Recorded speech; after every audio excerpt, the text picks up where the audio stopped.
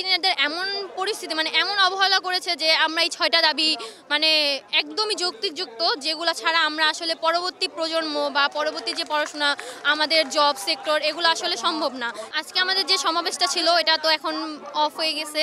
তো এর পরবর্তী যে কর্মসূচি, আমরা যারা প্রতিনিধি আছি আমরা একসাথে বসবো, বসে কথা বলে তারপরে আপনাদেরকে জানাবো যে পরবর্তী কর্মসূচি কী করা যায়। বা আজকে আমরা শুনছি যে কোর্টে নাকি আমাদের এটা নিয়ে বসছে, তো ওই রায়ের উপরে ডিপেন্ড করে আমরা পরবর্তী কর্মসূচি রাখবো।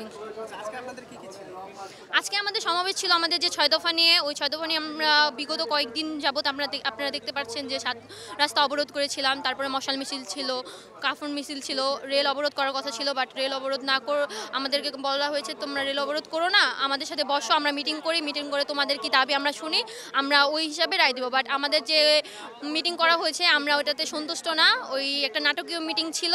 তো এই কারণে আমাদের এই কর্মসূচিগুলো আমরা চলমান রেখেছি। এখন কোর্টের রায় আসা অবধি আমরা অপেক্ষা করব। অবশ্যই ৬ দফার যে দাবিগুলো ছিল বেসিক্যালি ১০ম গ্রেড, এটা সম্পূর্ণ ডিপ্লোমা ইঞ্জিনিয়ারদের জন্যই ধার্য করা হবে, এটা আমরা চাই। আর আমাদের যে ক্রাফট ইনস্ট্রাক্টর আছে, ক্রাফট ইনস্ট্রাক্টর চাই জুনিয়র ইনস্ট্রাক্টরের পদোন্নতি। কিন্তু এই পদোন্নতি যে হবে তারা ঠিকমতো আমাদের ল্যাবের কাজ করে না, তারা কীভাবে আমাদের টিচার হবে? তারা তো ল্যাবের একটা যন্ত্রপাতি সম্পর্কে তাদের মিনিমাম কোনো আইডিয়া নেই। তো সেখানে একটা যন্ত্রপাতি সম্পর্কে যে আইডিয়া রাখে না, তারা একটা আমাদের যে পড়াবে, আমাদের ইঞ্জিনিয়ারিং লাইন যে লাইনে পড়াবে, তাদের তো ওই ক্ষমতাটা থাকার কথা না। যদি তুমি একটা সামান্য যন্ত্রপাতি সম্পর্কে না বুঝো, তুমি ওকে কী পড়াবে? তো আমরা চাই ওরা যাতে এটা পদোন্নতি না হয় জুনিয়র ইনস্ট্রাক্টরে। এবং ২০২১ সালে ২০০০-এর মতো ক্রাফট ইনস্ট্রাক্টর পদোন্নতি হয়েছিল।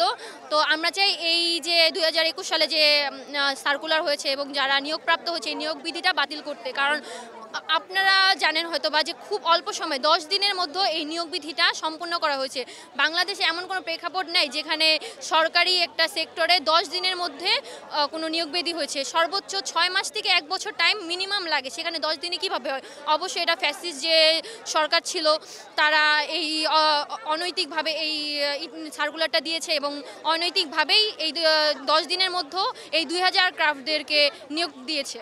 তো এই নিয়ে আমাদের কার্যক্রম এবং আমাদের পয়েন্টগুলোই বলতেছি। এবং আমাদের যে একটা মাত্র পাবলিক ইউনিভার্সিটি ডুয়েট, আমরা চাচ্ছি যে এই ডুয়েটের আন্ডারে আমাদের আরেকটা ২টা গিয়া পাবলিক ইউনিভার্সিটি দেখ এবং ডুয়েটের আন্ডারে 4টা কলেজ দেখ। এটা হলো আমাদের দাবিগুলোর মধ্যে অন্যতম। এবং আমাদের ডিপ্লোমা যে সেক্টরটা 4 বছর মেয়াদি, এটা 4 বছর মেয়াদিই থাকুক। আর আমাদের যে পরিচালক বা সচিব, এই পর্যায়গুলোতে আমাদের নন টেকের কেউ থাকবে না, আমাদের টেকনিক্যাল লাইনেরই সচিব বা পরিচালক এরা থাকুক। এই আমাদের দাবিগুলো।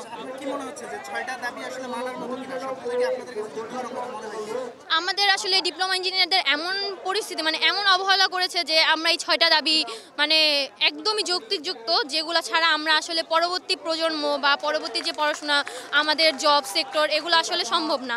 যার কারণে এই ৬টা দাবি আমাদের কাছে যৌক্তিকযুক্ত। এখন কোর্ট বসুক, একসাথে বসে তাদের রায়কে আমরা অবশ্যই সম্মান করব যদি আমাদের পক্ষে রায় দেয়। আর যদি না হয় তখন আমরা পরবর্তী স্টেপ নিতে বাধ্য হব।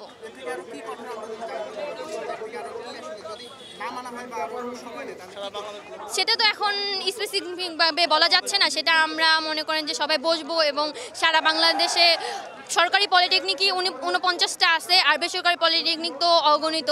তো সেই ক্ষেত্রে আমরা সবাই অবরোধ পালন করব ইনশাল্লাহ, সবাই একসাথে। এখন দেখা যাক, আমরা কোর্টের রায়কে অবশ্যই শ্রদ্ধা সম্মান জানাচ্ছি, তাদের কাছে আমাদের আবেদনগুলো পেশ করছি। আমরাও চাই তারা আমাদের আর কষ্ট না দেখ, আমরাও আর এইগুলা নিয়ে আর অবহেলিত না হই এই ডিপ্লোমা সেক্টরটার জন্য।